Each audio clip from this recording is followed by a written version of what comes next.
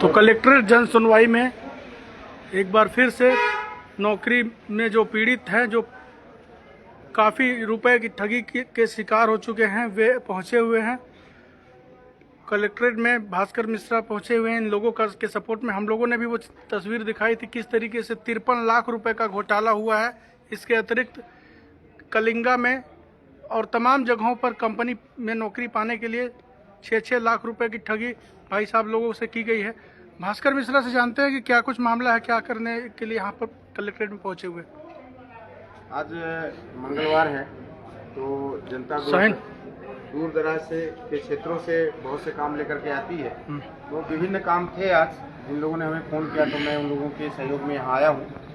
मूलतः कुछ रोजगार से जुड़ा मामला था जिसमें कि ठगी की गई है युवाओं से और ठगी करने वाले भाग गए और ये करीब करोड़ों का मामला है, कोई 2-4 लाख का मामला नहीं है। एक तो कलिंगा में एक प्रशांत श्रीवास्तव जी, इससे पहले जो क्लस्टर हेड थे जिनको अभी हटा दिया गया, उनसे रिलेटेड लोगों ने लगभग 40-50 लाख रुपए ठगा और जिसमें एक्यूज है पीड़ित है, जो उन लोगों ने बताया कि ये जो है प्रशांत श्रीवास्तव के कहने पर उन्होंने पैसा दिया और जहाँ पे उन्होंने कहा, क्योंकि जाहिर सी बात है ये पूरा सिंगरौली जानता है, प्रशासन के लोग जानते हैं कि कोई भी व्यक्ति कंपनी का जो अधिकारी है वो स्वयं से पैसा नहीं लेता, वो किसी न किसी व्यक्ति को ऐसे रखता है और वो कर्मचारी ही होते हैं। तो ऐसे ही 1-2 श्रीवास्तव ही संभवतः थे, उनका टाइटल श्रीवास्तव ही था, उन लोगों के थ्रू प्रशांत श्रीवास्तव ने पैसा दिया। अब कंपनी ने यद्यप उसको हटा दिया, लेकिन उससे इनको क्या फायदा हुआ? जो पीड़ित थे उनको कोई फायदा नहीं हुआ। तो हम लोग ये कोशिश कर रहे हैं कि प्रशांत श्रीवास्तव की गिरफ्तारी हो और इनका पैसा वापस कराया जाए, इसलिए प्रशासन से गुहार लगाने ये लोग आए हैं और इनके सहयोग में हम लोग आए हैं। एक और मामला आया है जिसमें कि 52-53 लाख रुपए की ठगी हुई है, जिसके सारे पीड़ित आज मुझे मिले थे। मैंने उनको कलेक्टर साहब से मिलवाया और कलेक्टर साहब से मैंने निवेदन किया है कि क्योंकि उनकी FIR नहीं ली जा रही है, ऐसा उन लोगों का आरोप है, तो कलेक्टर साहब ने कहा है कि मैं SP को लेटर लिखूंगा और FIR होगी और मैं SP महोदय को जल्द ज्ञापन देने वाला हूँ इन सब तमाम मुद्दों को लेकर के कि इसमें निष्पक्षता से जांच हो। और साथ ही जो आप लोगों ने सब लोगों ने सुना होगा पूरी सिंगरौली ने कि गुंदवाली क्षेत्र में मोरवा और बरगवा थाने में रैक के रैक राकड़ छाई ये तमाम चीज़ें मिली हैं और इन्वर्ट जो आया है दूसरे स्टेट से इन्वर्ट आया है, मेरे ख्याल से झारखंड या छत्तीसगढ़ से आया है। तो इसमें निश्चित रूप से सीधे तौर पर पुलिस का इन्वॉल्वेशन है और SP साहब को ये चाहिए था कि जबकि प्रमाणित साक्ष्य है, BNS कहता है जो इलेक्ट्रॉनिक साक्ष्य है वो प्रमाणित साक्ष्य माना जाएगा और प्रमाण के तौर पर वो स्वयं वीडियो रिकॉर्डिंग पुलिस करती है हर चीज़ की। तो इसका मतलब है कि जो वीडियो अगर हैं सोशल मीडिया में वीडियो आए हैं तो वो स्वयं में प्रमाणित है। तो प्रमाण होने के बावजूद भी SP महोदय ने किसी पे लापरवाह अधिकारियों पर कार्रवाई नहीं किया। वो जो रैक वहाँ पे आया और कई ट्रक पकड़े गए, उन ट्रकों पे कोई कार्रवाई नहीं की। जो छाई आई है उसको कोई जब्त नहीं किया गया, उसको कोई जब्त नहीं किया।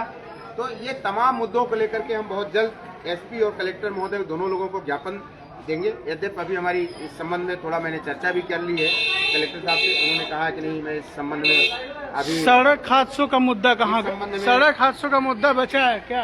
सड़क हादसा जो है वो मुद्दा अभी है, उसमें कुछ कोई जो है तो आगे की कार्रवाई प्रशासन ने किया नहीं, पर इसीलिए हमने 14 सितंबर की डेट तय कर दी है। लोग ये कह सकते हैं कि थोड़ा लंबा समय है, लेकिन उसका कारण है कि हमें पूरे सिंगरौली जिले में 4 जगह पे सड़क जाम करनी है, रोड चक्का जाम करना है। चक्का जाम का हमारे मतलब है कोल ट्रांसपोर्ट को रोकना है, पब्लिक ट्रांसपोर्ट को नहीं रोकना है। तो इसलिए जो है 4 जगह पे तैयारी हमें बनानी है, एक बात। दूसरी बात, प्रशासन ने हमसे समय भी मांगा है कहीं न कहीं मौखिक रूप से कि थोड़ा हमें विचार करने का और इन संबंध में कुछ निर्णय लेने का समय दिया जाए। और मुझे ऐसा लगता है कि कुछ एक्टिविटी अंदर से चल रही है और हो सकता है कि जल्द सिंगरौली के लोगों को कुछ खुशखबरी मिली, और ऐसा अगर खुशखबरी नहीं मिलती है तो 14 सितंबर अपना डेट तो तय ही है। उस दिन चारों जगह हम लोग जो है कोल ट्रांसपोर्टिंग रोकेंगे। और इस बार मुझे आप लोगों के ही माध्यम से और आप लोगों के जो मीडिया है उससे पता चल रहा है, और विशेषकर आपकी तो बहुत बड़ी भूमिका है इसमें, इस और आदरणीय विकास देव पांडे जी हैं और तमाम जो पत्रकार साथी हैं, उन तमाम लोगों की भूमिका है, जिसके माध्यम से हमें पता चला है कि इस बार इतने लोग चक्का जाम हड़ताल में आएंगे ना कि प्रशासन को मध्य प्रदेश से शायद पूरे मध्य प्रदेश से फोर्स मंगानी पड़ जाएगी। सिंगरौली के फोर्स के मत्थे कुछ नहीं होने वाला है, इसलिए ये बहुत धमाका होगा अगर प्रशासन ने कोई अच्छा निर्णय नहीं लिया सिंगरौली के लोगों के हित में। दुर्घटनाओं तो मांग क्या है, मुख्य मांग क्या है कि क्या होना चाहिए? देखिए, वही जो 26 जून को हमने मांग दी थी वही मांगे हैं, जिसको लेकर के 13 अप्रैल को हमने 2-4 बिंदु पर चर्चा कर चक्का जाम किया था। उसमें सबसे पहले बड़ी मांग यही है कि जो दुर्घटना हो रही है लगातार सिंगरौली में, उसको रोका जाए और इसके लिए एक ही मात्र चारा है कि कोल ट्रांसपोर्टिंग जो कंपनियां हैं और कोल सेलिंग जो कंपनियां हैं, ये दोनों मिलके या अकेले अकेले चाहे जैसे भी हो, अपना अलग से कोल ट्रांसपोर्टेशन का जो है सड़क बनाए, अलग से रोड बनाए और जो पब्लिक ट्रांसपोर्ट की रोड है उस पर ये कोल ट्रांसपोर्टिंग नहीं हो, इसको जो है फोर्सली रोका जाए। ये हमारी पहली मांग है। और दूसरी मांग जो परसौना से बरगवा और परसौना से गढ़ाखाड़ ये 4 लेन है, यद्यपि मुख्यमंत्री महोदय ने इन लोगों का कहना है कि इसकी घोषणा कर दी है, लेकिन ये घोषणा तो हम कई महीनों से सुनते आ रहे हैं। और एक बाईपास है जो कि परसौना से लेकर के बिननगर तक है, उसका आप लोगों ने सुना कि 2 पंचवर्षीय बीत गया उसका, तेलगवा तक, लेकिन आज तक वो नहीं आया। राम लल्लू जी की विधायक थे, तब से वो मामला चल रहा है। अब ये विधायक का 3 साल का कार्यकाल पूरा हो गया है लगभग, अब कुल मिलाकर के 2.5 से 3 साल का कार्यकाल पूरा हो गया, लेकिन अभी वो जो बाईपास है वो शुरुआत नहीं हो चुकी। उसका कहते हैं डीपीआर बनने गया है। अरे कौन सा डीपीआर और कहाँ बनने गया है पता नहीं, अमेरिका भेजे हैं कि लंदन भेजे हैं, समझ में नहीं आ रहा है डीपीआर बनने के लिए। तो वो डीपीआर जमीन में आई, इसके ही हमारी मांग है। और सबसे एक और इम्पोर्टेंट मांग है जो हर नगर निगम क्षेत्र, पूरे जितने भी नगर निगम है उसके चारों तरफ है, वो है रिंग रोड। अगर रिंग रोड बना दी जाए तो एक बहुत बड़ी समस्या का समाधान हो जाएगा और ये करना चाहिए। एक मांग हमारी ये भी है कि जैसे ये बेरोजगार भटक रहे हैं बेचारे और इनको रोजगार नहीं मिल रहा है और ऐसे दलालों को पैसा देकर के इनका पैसा भी फंस गया। बहुत से लोग ऐसे हैं जिन्होंने तो देखिए दो चीज में कह रहा हूँ कि एक तो कंपनी आती है तो दलाल लग जाते हैं, दूसरा यही व्यक्ति दलालों के पास जाके पैसा देते हैं, कैसे समाधान हो? बात कह रहा था अभी कलेक्टर साहब ने भी इस बात पूछा कि तुम पैसा क्यों देते हो, तो अब ये लोग कह रहे थे साहब बेरोजगारी से मर रहे हैं, क्या किया जाए। अब एक बात मैं पूछना चाहता हूँ अतुल जी कि जब जनप्रतिनिधि कोई काम नहीं कर रहा है, जिसको जनता ने चुना, जब विधायक वोट मांगने गया था तो क्या बोला कि हम लोग युवाओं को रोजगार देंगे, आप हमें वोट दीजिए, यही बोला ना? क्या बोला कि नहीं बोला? बोला ना? और बोला कि नहीं बोला? तो जब विधायक बोला कि हम रोजगार देंगे और विधायक रोजगार दे भी रहा है, उसके रिश्तेदार कोई दिलवा रहे हैं लेकिन पैसे से, तो अब आप सोचो एक जनप्रतिनिधि, उसका मेरे पास प्रूफ है, मैं इसलिए बोल रहा हूँ कि एक कोई ऐसा व्यक्ति है जो विधायक के नाम पे रोजगार लोगों को पैसे लेके दिला रहा है। तो जब जनप्रतिनिधि जिसको इन्होंने माई बाप माना वही पैसा लेके रोजगार दिला रहा है, तो अब आखिर ये लोग करें तो करें क्या? दूसरी बात, जब स्थानीय लोग जाकर के अपना जैसे ही यहाँ का आधार कार्ड या वोटर आईडी कार्ड दिखाते हैं और जैसे कंपनियों को पता चलता है कि ये यहाँ का स्थानीय निवासी, उनको तुरंत भगा देते हैं। और एक बात और आपने भी सुना होगा, मैंने भी सुना है कि कंपनियां कहती हैं कि जाके किसी नेता से फोन करवाओ, सोर्स हाँ सोर्स लेके आओ, किसी नेता को लेके। अब ये बेचारा जब सोर्स रिफरेंस लेके आओ, मेरे से तो डायरेक्ट किसी ने कहा नहीं, मैंने सुना है इसलिए बता रहा हूँ, इसलिए ये शब्दों में कंफ्यूज हो रहा है। रेफरेंस लेके आओ।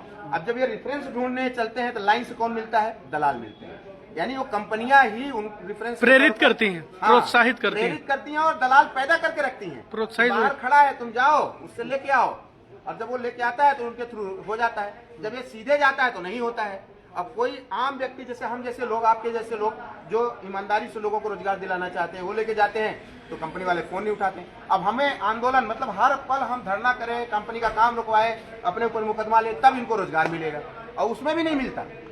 तो ये बहुत बड़ी विडंबना है। तो आखिर ये लोग क्या करें? पैसा ना दे तो क्या करें? ठीक है, तो बहुत बड़े सवाल का ये जवाब आज मिल गया है कि कंपनी खुद प्रोत्साहित करती है इन लोगों को कि जाओ रेफरेंस यानी दलाल को ढूंढ के लाओ, दलाल को पैसा दे करके आओ। और कहना चाहूंगा, जो मैंने 13 तारीख को परसोना में एक जक्का जाम किया था और जो 14 को करने वाले हैं, उसमें हमने ये मांग की है कि पूरी कंपनियों के जो नामजद सहित, मतलब जितना उन्होंने अपना वर्कर्स रखा है, अधिकारियों सहित जितने वर्कर्स रखे उन सबकी लिस्ट और उनके रेफरेंस किसने दिया है, वो रेफरेंस सहित, नाम सहित, लिस्ट उनका पूरा, और वर्करों का जो है पूरा एड्रेस सहित, मोबाइल नंबर सहित, ये चीज़ आप बाहर एसडीएम ऑफिस में चिपकाओ, चाहे हमें दो।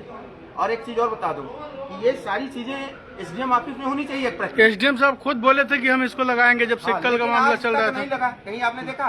और मैं एसडीएम साहब से बोल रहा था तो उन्होंने बोला ये कोई ऐसा कोई कागजात हमारे पास नहीं है। फिर वादे क्यों किए? फिर वादे क्यों किए? आप प्रशासन की गंभीरता को इस हिसाब से आप समझ लीजिए कि हमने एक मांग ये भी रखी थी, कम से कम ठीक है आप अलग से रोड नहीं बनवा सकते थे, उसमें समय लगेगा, तो कम से कम कंपनियों से जो है उनका डेटा तो निकलवा के दे सकते थे, ताकि लोगों को पता चले जो झूठ बोल रही कंपनियां कि हम 90% रोजगार यहाँ के लोगों को दे सके हैं, तो कम से कम ये तो क्लियर हो सके, दूध का दूध पानी का पानी हो सके कि वास्तव में उन लोगों ने कितने % यहाँ रखा है। मैं एक कंपनी का डेटा मेरे पास है जिसको मैं उसको उजागर करूंगा। अभी मैं 30% से ज्यादा उन लोगों ने नहीं रखा है यहाँ के लोगों को, इस डेटा है मेरे पास। कौन सी कंपनी का है? अब वो अभी नाम नहीं लूंगा क्योंकि मैं बाकी सारा इकट्ठा कर लूंगा तब लूंगा सारी कंपनियों का, नहीं तो लोग छुपाना शुरू कर देंगे। तो मैं ये कह रहा हूँ कि 30% से ज्यादा नहीं है, और उसमें 30% में से मात्र 2% ऐसे लोग हैं जो हेल्पर, सुपरवाइजर या उच्च पदों में है। बाकी उच्च पदों छोड़ दीजिए, हेल्पर हैं 2% ऐसे लोग हैं। बाकी सारे के सारे मतलब 98% लोग केवल ड्राइवरों की भर्ती की गई यहाँ सिंगरौली में। मतलब सिंगरौली में जिसको रोजगार भी दिया गया है, कंपनियों ने दिया है, तो केवल ड्राइवर के लिए दिया जाता है। ठीक ठीक। तो ये पूरे सब मामला लेकर के एक बार फिर से कलेक्ट्रेट पहुंचे हुए हैं। चाहे 14 सितंबर को फिर से चक्का जाम करने का मामला हो, चाहे 53 लाख रुपए की ठगी का मामला हो 33 लोगों के साथ, या फिर 6-7 लाख रुपए की ये भाई साहब लोगों के साथ जो ठगी हुई है, इन लोगों का ये सब जो मामला है, तो आप लोगों के साथ भी ठगी हुई है। क्या कुछ कहना चाह रहे हैं? यही कहना चाह रहे कि जो नया सीएम आया उनसे रोजगार का गुहार कर रहे हैं, कुछ हम लोग को रोजगार मिल रहा है। बताइए क्या बात है? वही जो ये बताए, साहिल जी बताए 5-6 लाख का जो मामला है, 6,40,000 का, उसमें नौकरी या फिर पैसा वापस हो जाए। नौकरी या पैसा वापस। 6 लाख का मामला था। मोरवा थाने में इन लोगों ने FIR कर दी है। प्रशांत श्रीवास्तव के करीबी जो दीपक श्रीवास्तव हैं और इसके अलावा जो प्रवीण श्रीवास्तव हैं, तो निश्चित तौर पर कहीं न कहीं अनियमितताएं हुई हैं, जिसके चलते FIR 2 लोगों के ऊपर हुई है। पुलिस जो है, अब काम है पुलिस का कि इन लोगों से रिकवरी कराए, ये कोर्ट में पूरा मामला पेश करे और सच्चाई के साथ दोषियों को सजा दे और इनका पैसा रिकवरी कराए। आप? मेरा नाम सूर्यांश पांडे है, मैं TDCL कंपनी में बरगवा में जो है उसमें। ठीक है, बताओ। आप बरगवा में काम किए थे, सड़क वाले में। सड़क बनी नहीं, टेंडर निरस्त हो गया, आपका पैसा नहीं मिला। पैसा नहीं मिल रहा है, उसमें 4 महीने की सैलरी है, बहुत मालिक जो है कौन है मालिक?